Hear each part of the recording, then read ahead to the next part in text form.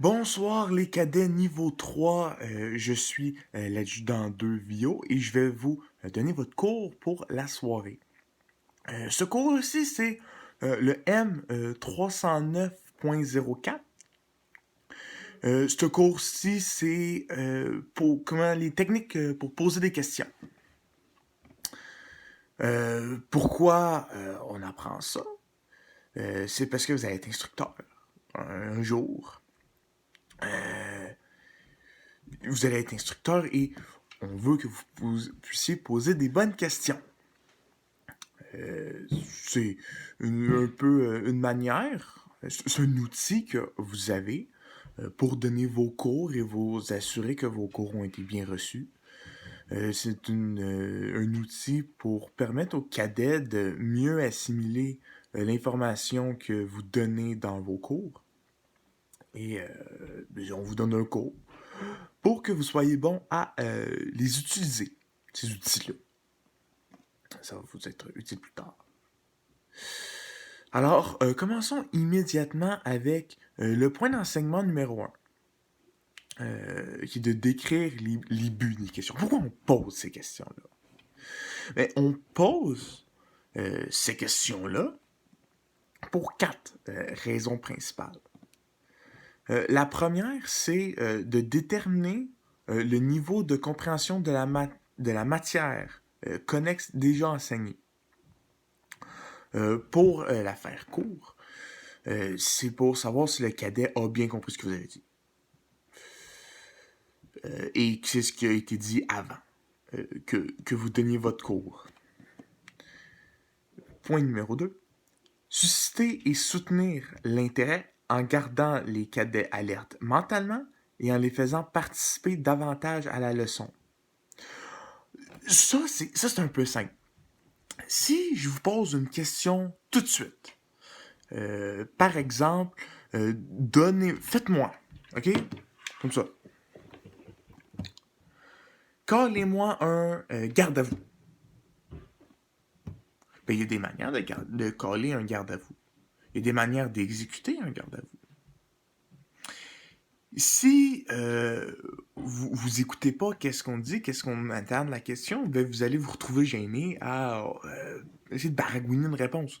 Mais si vous écoutez ce qu'on dit, la matière qu'on essaie de vous apprendre, ça va être beaucoup plus facile pour vous de répondre à cette question-là. Et le fait que je m'adresse directement à vous, ça vous réveille.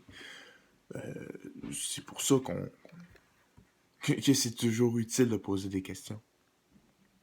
Point numéro 3. Guider et susciter la réflexion en choisissant soigneusement les questions et en faisant suivre les réponses par d'autres questions tout au long de la leçon. Par exemple, je vous pose une question. On fait un cours sur les moteurs et je vous pose une question. Pourquoi on n'utilise pas tel moteur, tel type de moteur? Ouais, il pourrait y avoir des cadets, des petits curieux d'entre vous qui se posent la question et qui se disent, ben oui, c'est vrai, pourquoi on n'utilise pas tel moteur? Et là, vous allez réfléchir. Vous allez réfléchir. C'est cette réflexion-là qu'on essaie de susciter avec les questions. Si vous commencez à réfléchir, vous posez des questions vous-même à partir de ma question, ben c'est que ça a été efficace. Eh oui. Point numéro 4. Confirmer l'apprentissage, notamment dans le cas des leçons portant sur les connaissances, en posant des questions à la fin de chaque point d'enseignement et à la fin de la leçon. Autrement dit, c'est ce que je vais faire tantôt d'ailleurs.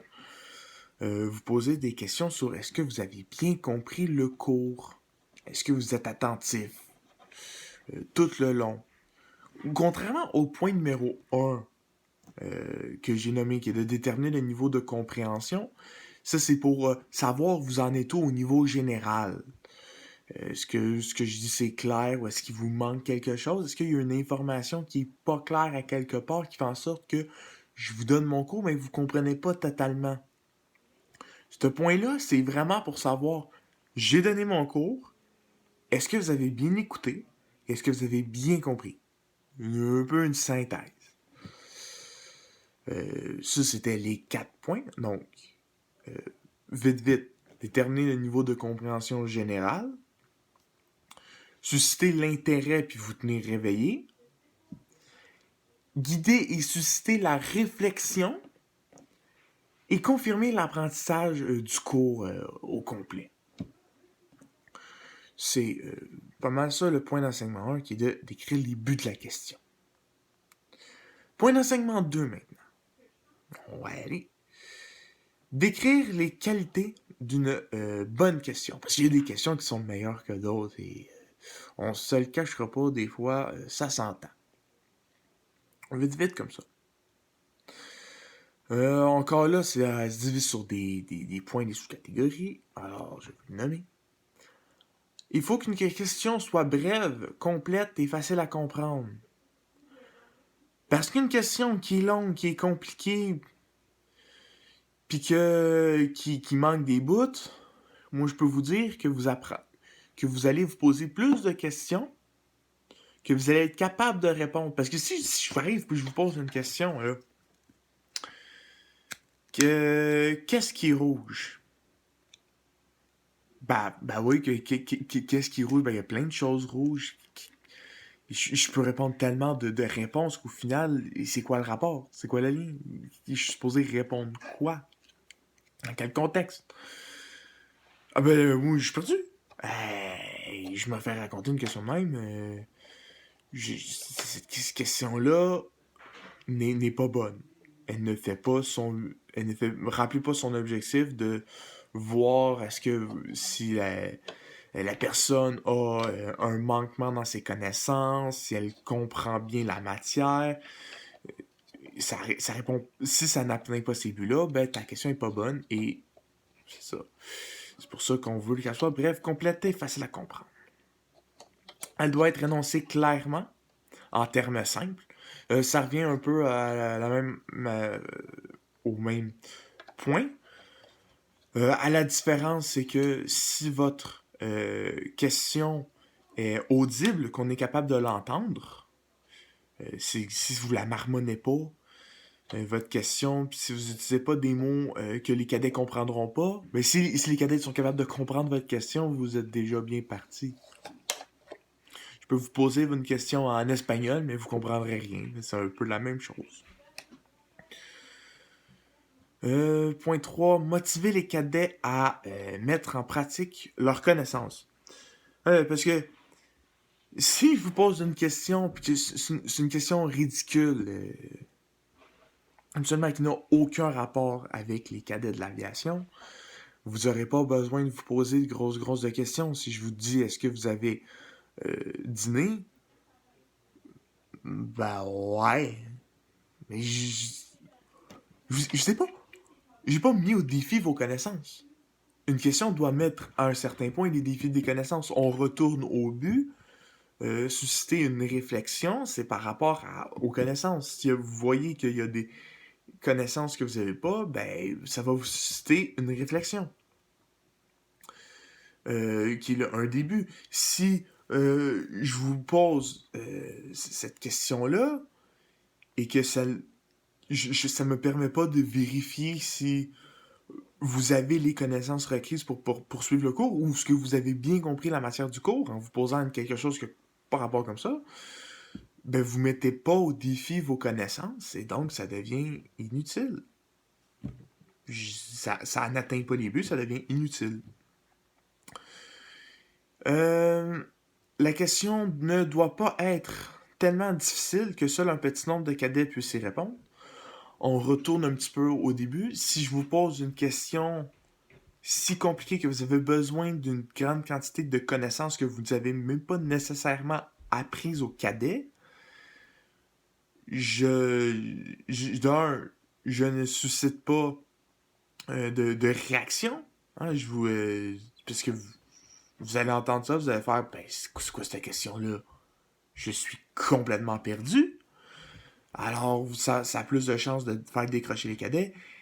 Et au niveau de permettre de vérifier les connaissances acquises, Mais c'est trop dur. Je vérifie rien parce que les cadets ne sont pas capables de répondre. Si elle est d'un niveau trop haut, ben c'est pas correct. Faut qu'elle soit au niveau qu'on s'attend que vous soyez au moins capable de répondre. Dernier point, la question doit être pertinente à la leçon en étoffant ou soutenant les points d'enseignement. Ça revient un petit peu aux autres juste avant, mais si on parle de moteur, je donne un cours sur les moteurs et je vous pose une question sur les coques de bateau. Il n'y a pas de rapport. Je mets pas. Et là, c'est pas que je mets pas tant au défi vos connaissances. On retourne encore au but. C'est pas que j'allais mettre pas au défi vos connaissances. Peut-être que ça va mettre au défi des connaissances. Mais ça ne mettra pas au défi les bonnes connaissances. La question devient inutile par rapport au contexte. Ça sert à rien. Toute question a un but. Et ben, si ce but n'est pas atteint d'une manière ou d'une autre, ben, ça sert à rien. Rien. Perte de temps.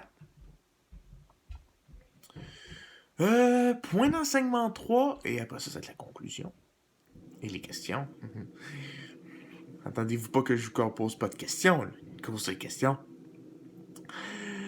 Décrire les types de questions. Ça, c'est...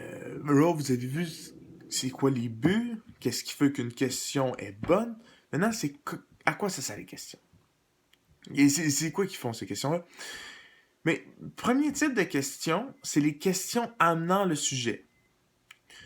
C'est une question, c'est vraiment simple, c'est de la terminologie. Mon Dieu, terminologie, justement. On parlait de vocabulaire tout à l'heure. C'est du définition, c'est de la définition d'expression. Question amenant le sujet, c'est des questions qui amènent le sujet. Si je vous parle de moteur, je peux vous parler, je peux vous poser une question sur le cours que vous avez reçu d'avant qui amène au moteur. Mettons, si je fais un cours sur les types de moteurs, ben, je peux vous poser une question sur c'est quoi les 4 temps d'un moteur. Vous allez répondre à cette question-là, puis je vais vous dire, ben on va voir comment certains types de moteurs arrivent à faire ces 4 temps-là. Ben, c'est ça, cette question-là mène à moi qui vous dit c'est quoi votre cours, qui amène le sujet. Et donc, c'est comme ça qu'on les appelle, ces questions-là.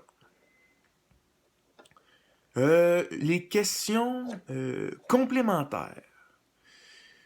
C'est des questions qui servent à vous faire poser des questions. C'est des questions que c'est pas strictement sur le contenu direct du cours, mais ça peut servir à approfondir un sujet et qui sait, peut-être que ça va vous permettre de faire tirer des liens que vous n'aviez pas vus avant qui permettent de faciliter la compréhension d'un sujet.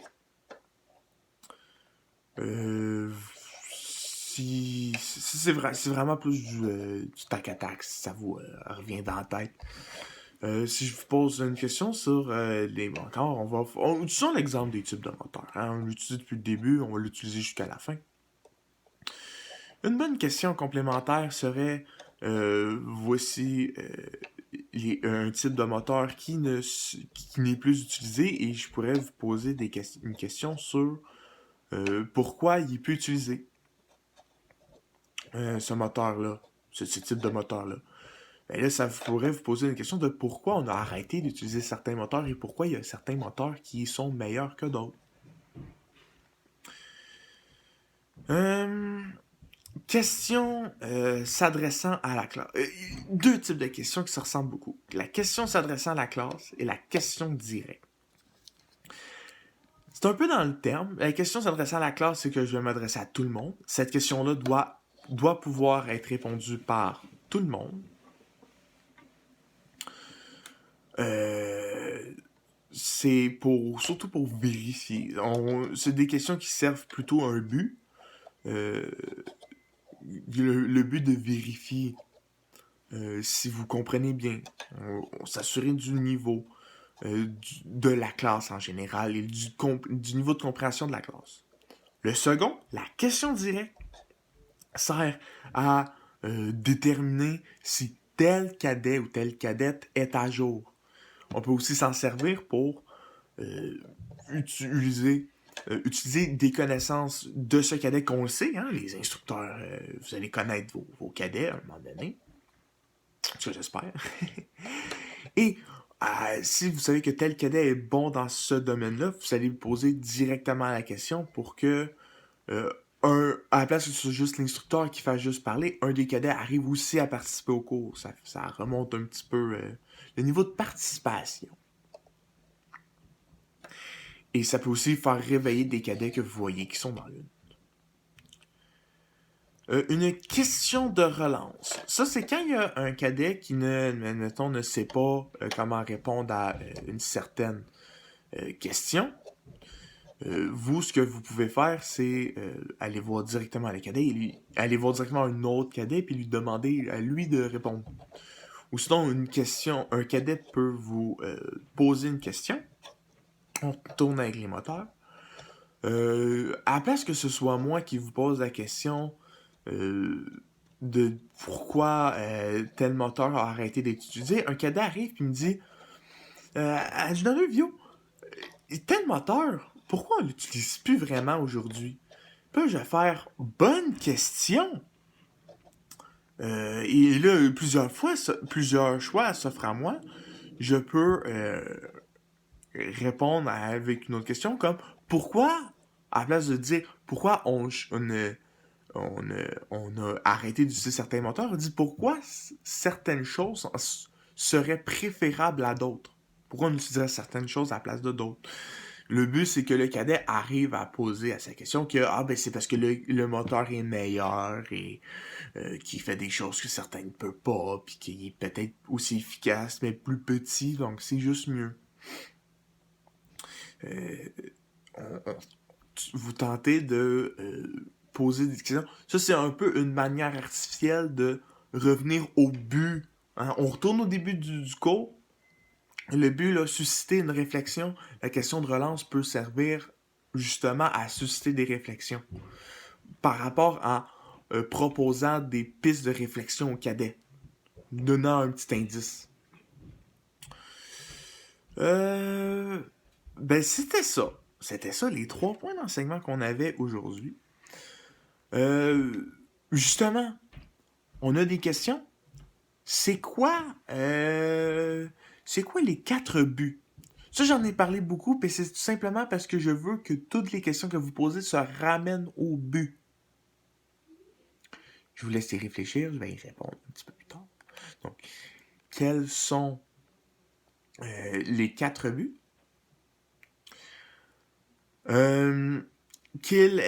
Comment on appellerait une question que je pose directement à un cadet?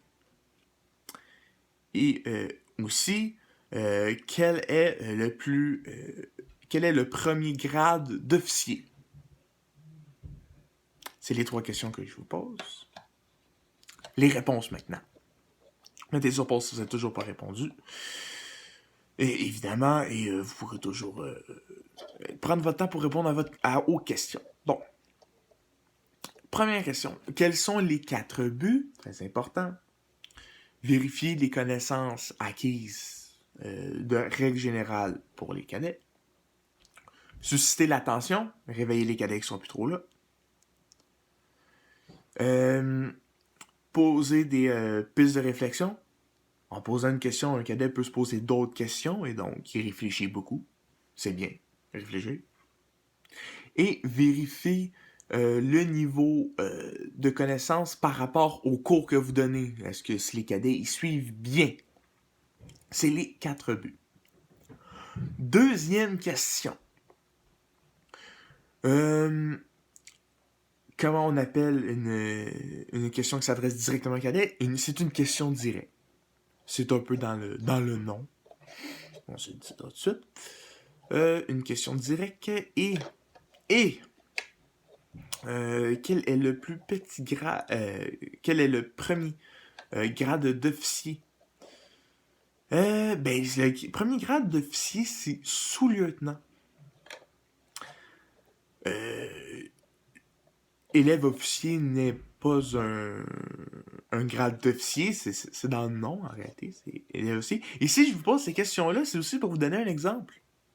Si vous n'avez pas été capable de répondre du premier coup, si vous étiez un peu perdu en vous posant la question-là, c'est parce que cette question-là ne répondait pas au but. Évidemment, cette question-là était, comme je disais, inutile. Parce que ça n'atteint pas les buts, hein. But et objectif.